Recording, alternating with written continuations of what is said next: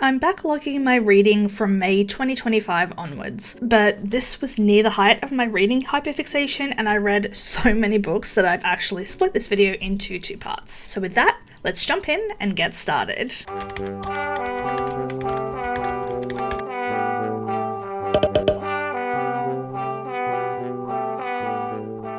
Hi, and welcome to my May reading journal for 2025. In this video, we'll be looking at the first half of what I read in May-ish, as well as stats and other things like that. I'm hoping to have part 2 of this video out for you very soon after this one goes live, so hopefully you won't need to wait too long for the next part. I did consider keeping it as one video, but I suspect it'll end up close to an hour if I did that, so I've split it up instead, just to make it easier to consume. But do let me know in the comments if you prefer a longer video or if you prefer me splitting it into 2 like I have. I think June is the only other video that I'm going to need to split up potentially because I read more than 30 books in that month, but the months following June I think I had more reasonable amounts of books read in the month, which will mean that I can probably fit everything into the one video for those ones. But yeah, like I said, let me know what you prefer and I can keep that in mind when I'm editing my June video very soon. Well, I talked all the way through that, but I was just starting the video by filling out all the books that I'd read for the month. I think that particular layout I'm going to need to tweak for my next journal just because I had trouble fitting in all the info that I need. I think maybe next time I could leave off the star rating or maybe just write it as a numerical thing instead of actually drawing the star rating really badly. Anyway, now I'm working on the stats page for May. I'm going to be keeping track of genre, format, pages read, hours listened, how many books I DNF'd, and how many I finished, etc. I'm also leaving spots for my favourite author and audio narrator of the month because I think that's really fun to keep track of. I think I'll track those just by the most listened to narrator and the most read author for that month. I'm also going to have a spot where I can put in all the book covers of the books read that month because there's something about a page of book covers that just brings me joy. Also, I'm decorating this page in the same way that I did for my setup of this journal because it was already there and out and it's pretty. Anyway, I wasn't sure if I would enjoy keeping reading stats when I started this, but I thought I'd give it a go, and it turns out that I really do. There's something really satisfying about seeing physical proof of my hyperfixations. And similar to my memory keeping, my songs on repeat, and things that I'm into in my bullet journal, it's fun to sort of see if I'm going through any particular genre phases and things like that in any given month.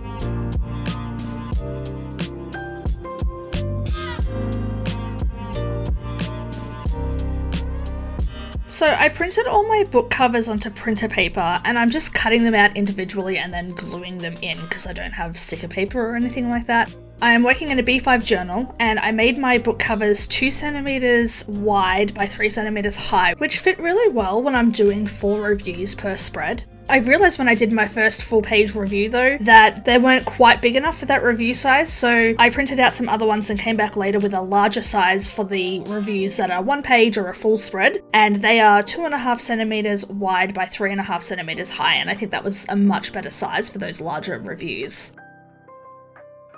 So, the first review for this month is for a book called Deca Changing the Play. It's by Kayley Loring, whose books I have enjoyed previously, but is also co-written with one of my favourite narrators who is moving into writing alongside his voice acting work, Crais. This is book 1 in the Boston Tomcats trilogy, and they each follow a different member from this NFL team. It's a sports romantic comedy, and it's about an NFL player called Deca, whose football team is taken over by a new manager, Hannah, who is the daughter of the previous owner and was estranged from him when he died and passed the team's ownership on to her. Deca has a reputation as a womanizer and is known as Deca the Panty Wrecker, which I low-key find funny, and the story follows both Deca and Hannah as they navigate these changes and develop feelings for one another. Just quickly though, so you know, I won't be giving out any spoilers in my voiceover, but if you want to pause and read what I've written, you can do that, but you may see some spoilers, since when reading back over my own reviews, I want to be able to have details, so just beware of that. If you can even read what I wrote, since my handwriting is messy and I have not tried to make it look perfect.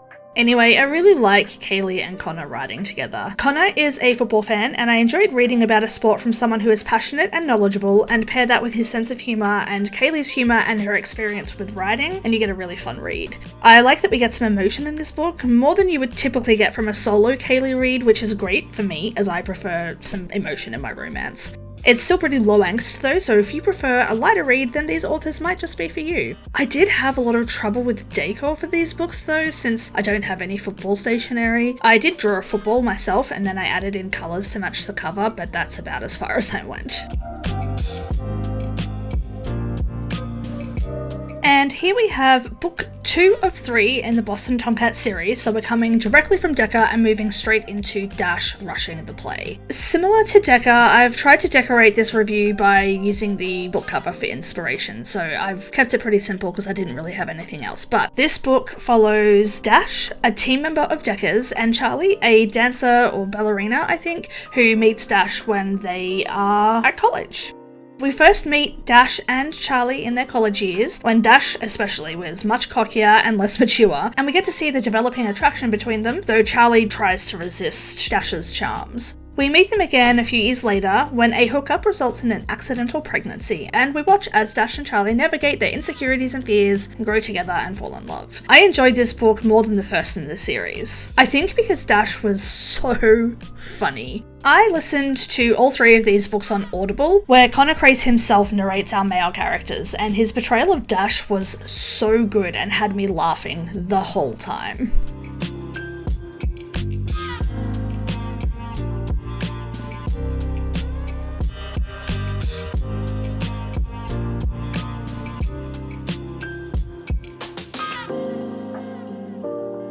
Anyway, on to the next read, which was Bourbon and Lies by Victoria Wilder, which is the first in, I think, a short series.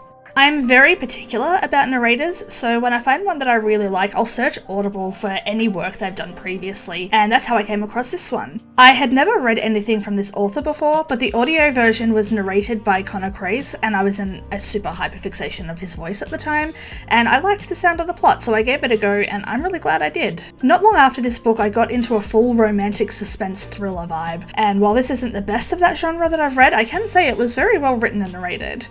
The story follows our female main character Lainey, who witnessed a crime and has been put into a fake sort of witness protection when the agent that's working on Lainey's case calls in a favour. Lainey ends up on a property where a large family-run bourbon distillery resides, and that's where we meet our male main character, Grant, who is one of 3 brothers and a former cop. Sparks fly, mystery ensues, and we get to see growing feelings develop between our main characters. And while I didn't super love the ending for this book, it was still a really fun read, and I'll be reading it again before I pick up the next in the series. It should be noted that I've never rated books or had a reading journal before, and after watching some of Erin Smith's own reading journal content, I decided to use her Peach rating system, which has been working really well for me so far. I also didn't have any bourbon-related stationery, so I used colours to tie in with the book cover, and I attempted to draw a whiskey glass. I also added in a girl sticker with red hair, since Lainey is a redhead, and I'm really pleased with the overall look.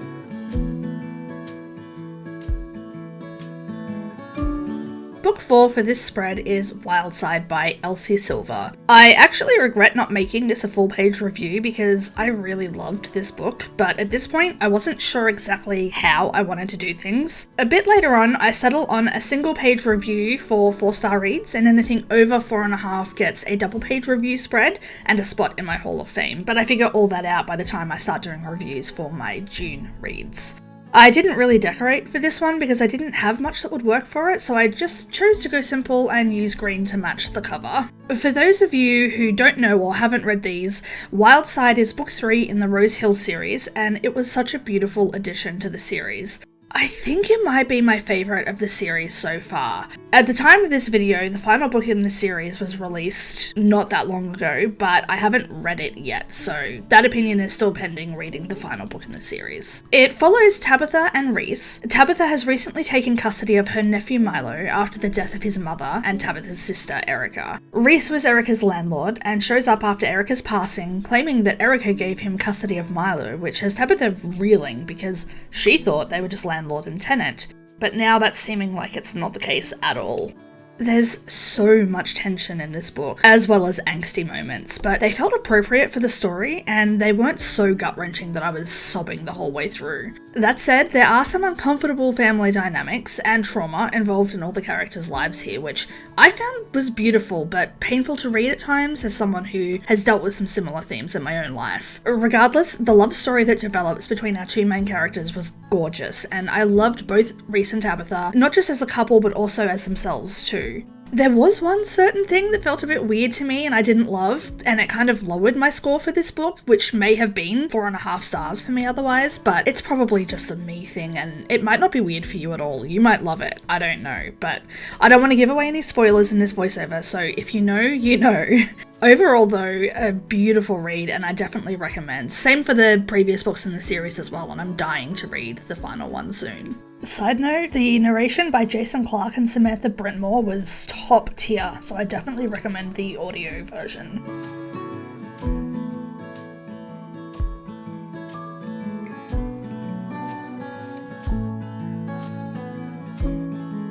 The next book is called Wilder Love, and it's by Emery Rose, who was a new-to-me author at the time. I picked up this book for free on Audible because I really liked the male narrator, and it was a ride. I honestly don't know if I liked this book, to be honest, even though I rated it highly. There were some pretty big flaws with this story, in my opinion, involving a love story between a 16 and a 21-year-old, which made me feel a little uncomfy, to be honest, but I thought it was still handled pretty well. There is a lot of angst in this book. I personally like some angst, but I do have to be in the right headspace for it, and this one did a number on me. Our main character, Remy, is a 16-year-old with a negligent at best mother, dealing with a life of trauma and navigating young adulthood. Because of what she's been through, she's incredibly mature for her age, and honestly, she probably needs a whole lot of therapy. Our male main character is Shane, a surfer who lives in the town that Remy just moved to, with a lot of promise and close to going pro. And this story explores trauma, age gap love, and societal expectations. It's gritty and raw, and it made me feel so much. Despite how good I thought it was an intense read that made me feel anxious and triggered at points because of my own trauma though, and I honestly can't say that I enjoyed it, but I can say that it's lived in my head rent-free even months after reading it, which is why it got 4 stars from me despite the issues that there are with it. I don't know if I could recommend it because of the 16 to 21 year age gap, which is not great, but if you can look past the problematic romance, you might be able to enjoy this one. As for the way that I decorated for this page, it takes place in a seaside town with a surfing culture, so blue and shells it was.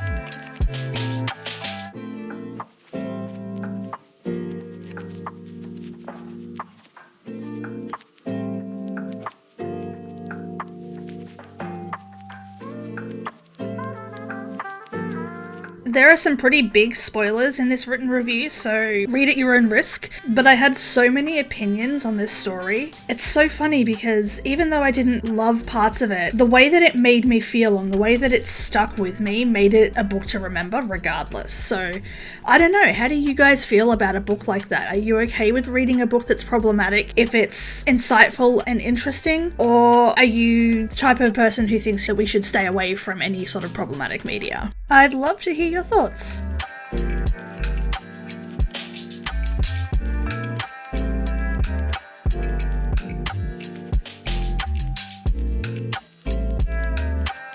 The next review is Indigo Ridge by Devney Perry. This is the first in the Eden series and was a second time read for me.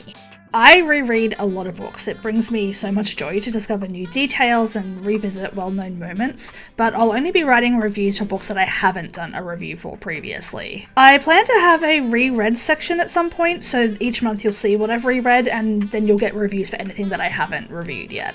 Anyway, Indigo Ridge is... I love this book. It's romantic suspense revolving around our main characters, Winslow and Griffin. Winslow is the new police chief in town and has moved here after losing her parents and entering a long-term relationship to be near her grandfather, who is the mayor of the town, Quincy. As with most of Devney Perry's books, it's set in Montana, so it has a gorgeous small-town setting. Griffin Eden is the eldest of 6 kids, and his family settled the town of Quincy many years ago, and his family is well respected in the area. He helps to run the Eden Ranch and really is not looking for a relationship. Winslow and Griffin have an incredibly magnetic connection, and I love both of these characters dearly. We partake in their love story while a murder mystery is taking place in the town with apparent self-exits that aren't what they seem. Devney Perry is one of my top authors. She writes enigmatic and relatable characters, beautiful love stories, and gripping suspense, and this whole series is excellent and I highly recommend it. Not all the books in this series are suspense or thrillers either, so there's variety throughout, which I personally really like. This book rated slightly lower for me than it might have otherwise, purely because I wasn't a fan of the villain reveal. It felt a little contrived to me, but it wasn't enough to spoil the experience. I've decorated this spread with mountain vibes and Montana in mind, a little rustic and ranch inspired, and I love how it looks. I've also included a pair of boots with plants in them, and if you've read the book, then you'll know why. Either way, I have so many good things to say about this author. In part 2 of May, the video that'll be coming out not long after this one, I review a series of hers called The Runaways, and it's just a gorgeous series I highly recommend. So definitely check out Devney Perry if you're a fan of like gripping suspense and that sort of vibe, but also real characters and beautiful love stories.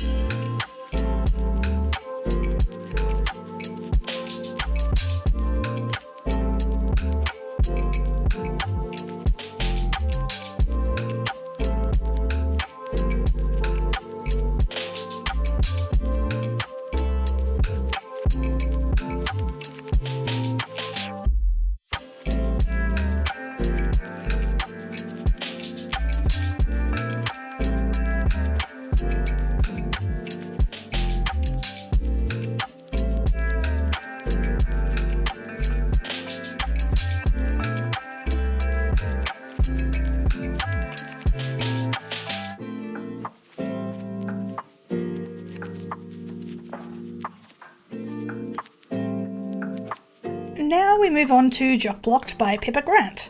This is the first book in the Copper Valley Fireball series, and I got all of the books in this series on Audible for 1 credit. I really enjoy hockey romance and have enjoyed some other sports romances as well, as you saw at the start of this video, so even though I don't really like sports in my real life, I thought I'd give a baseball series a go. It turns out that I find baseball extremely boring, and even Pippa Grant's chaotic and unhinged characters can't save me from that. That said, I still enjoyed some parts of this book, and while it got a reasonable 3.5-star rating from me, Pippa Grant's style is very hit or miss for me, and this series is no exception. The book follows Mackenzie, a diehard Fireballs fanatic who is well known by the team and its owners, and she's plotting to stop Brooks, a recent transfer to the team, from losing his V-card at the age of 30 after being traded from his home team to the Fireballs.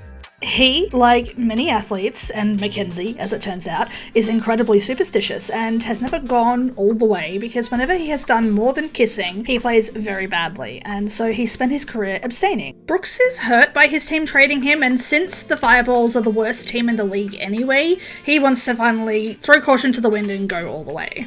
Mackenzie is extremely distressed at the idea of Brooks sabotaging the Fireball's chance to win the whatever it is that you win at the end of baseball, and even though she can't usually so much as talk to baseball players because she's so shy around them, she goes to extreme lengths to Jock Blocked Brooks. The first chapter of this book had me literally snort laughing, and while the rest didn't necessarily do it for me, I did enjoy the crazy antics and the side characters, as well as some of the other members of the baseball team who we get to follow in later books. It's a really fun read. At this point I've actually finished the series, and if I hadn't gotten them all with one credit, I'm not sure that I would have continued the series, but they were for sure good palate cleansers between more serious reads. If you like silly humour, baseball, and unhinged characters and scenarios, I would recommend this book series for you. In other news, I only decorated very basically to match the cover because I didn't really have anything relevant, but I do start introducing a peach rating printout because I didn't love how just handwriting the peach rating looked.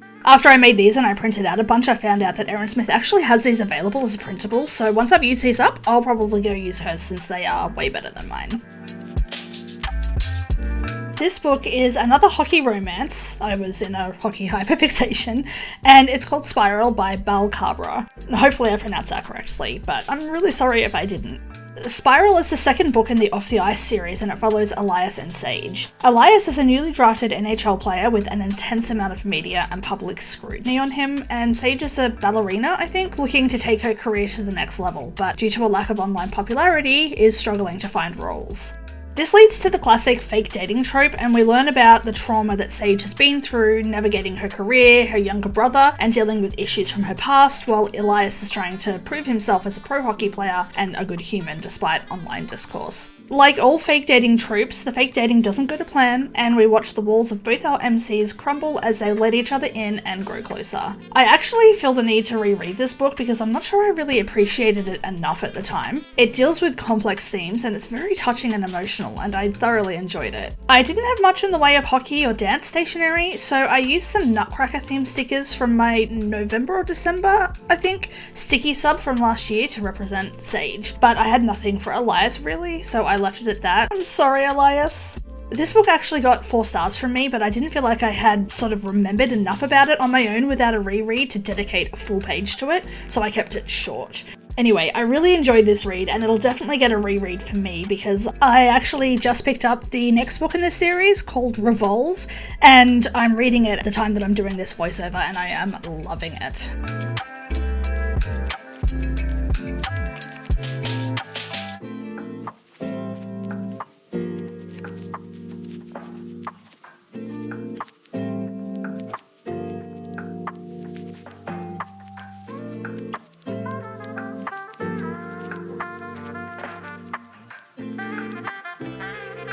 I've taken a little detour and I'm adding some of the book covers for reviews that I've already done to my stats page, and I love how this looks. By the time it's all full, it's chef's kiss.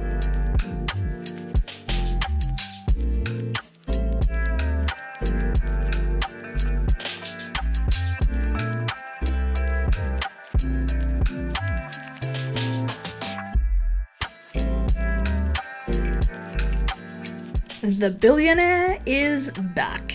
Book 1 of the Beacon Harbour series by Kayley and Crais. This is such a fun read and a great start to a series, and I really love the writing duo of Kayley and Connor, as I'm sure you've realised by now. We get spice, humour and heart, and it's always a fun and engaging ride while feeling like it was written by one person, not two. We start in the small town of Beacon Harbour in Maine, where Claire, our FMC, grew up. Claire is obsessed with baking and is a small business owner struggling to make ends meet with her delicious baked goods. Grady, our MMC, is Claire's older brother's best friend and also a billionaire, who has come home from New York after many years of staying away for a family emergency. Claire has known Grady her whole life and has always had a crush on him, and when they reunite all these years later, sparks fly.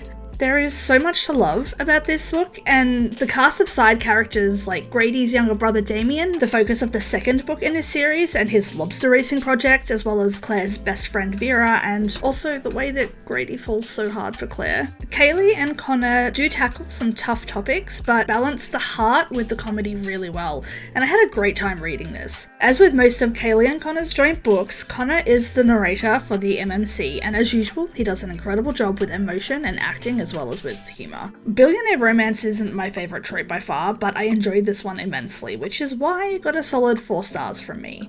Side note, I didn't have any lobster stickers, so I used a crab instead. Please join me in exercising our imaginations and pretending it is actually a lobster. Because I read so many books in May, as I said at the start of the video, I've had to split the video into 2 parts, and we're at the last 2 reviews for this video, which were both not good. The first was a free find on Audible that I picked up because of the narrator Jacob Morgan, who's also known as Zachary Weber, and I have regrets. I hated this book, to be honest. It made me mad. It was angsty for no reason. I didn't like literally any of the characters, and none of them had redeemable qualities to me. It's called Bad Boys Break Hearts by Michaela Smeltzer, and is about Rory and Mason, who used to be friends as children and next door neighbours, but haven't been in touch since Rory suddenly moved away. They meet again when Rory transfers unknowingly to Mason's college, and he has it out for her, treating her terribly, and she just can't understand why. Well, I can tell you why. He is petty, immature, cruel, and toxic. The end. Rory also doesn't stand up for herself at all, and I didn't enjoy anything about this book. I do just want to say though that just because I don't like something, that doesn't mean that you have to agree with me or that you can't like it yourself. I'm very opinionated, I have very big feelings, but that's just who I am, and if I really disliked something, I'm going to be upfront about that. I hope that you can listen to my reviews with the knowledge that I try to always be as fair as possible and that I enjoy hearing other opinions. I'd love to hear what you have to say in the comments as long as it's presented in a respectful manner, and I believe that we can have different opinions and still discuss that in a way that's healthy and informative. Anyway, that said, you might read this and like the angst. Just for me personally, I value good writing, and to me, it felt like this book lacked that. The final book for this video was a DNF, so I didn't even give it a rating. It's called Puckboy, and it was another free find on Audible because I was in a Jacob Morgan kick, but it was just blech. I don't know. It wasn't even like the last book that just made me mad and that I strongly disliked. I was bored. I felt nothing, not even the desire to hate listen. I tried to finish it on 2 different occasions actually, and I could never make it more than a few chapters in, so I gave up. I don't think I could even tell you what it was about, honestly, because I remember nothing and I don't care enough to look it up. But listen, you might enjoy it, so if you're interested in hockey, college romance, and Playboy MCs, this might be one for you to check out. Honestly, it could also be that I just didn't vibe with the audio version and I have a better time with the print version, but I remember not being a fan of the writing style, so who knows. Anyway, with that, we have finished part 1 of my May reads in my first ever reading journal. As I said earlier, I'm hoping to have part 2 coming your way pretty soon. I've done the main edit for it, but I have to write a script and record the voiceover for it and touch up some editing, so yeah, but I'm hoping to have it up in a week or so after this one goes live, so make sure you keep an eye out for that if you want to see more book reviews. Again, let me know if you like the video being split into 2 parts or if you'd prefer one extra long video. I think July will be the only other one that I'll need to do that for, so let me know what you prefer. I would also love to hear your opinions and comments, so make sure you let me know your thoughts in the comment section and leave me a book emoji if you're still here for the end of the video. Thank you so much for watching and allowing me to take a chance on a new type of video. I've had so much fun with this so far and I can't wait to share more with you. With that said, I hope that you're having an amazing time of day and are as happy and as healthy as you can be, and I will see you in May part 2.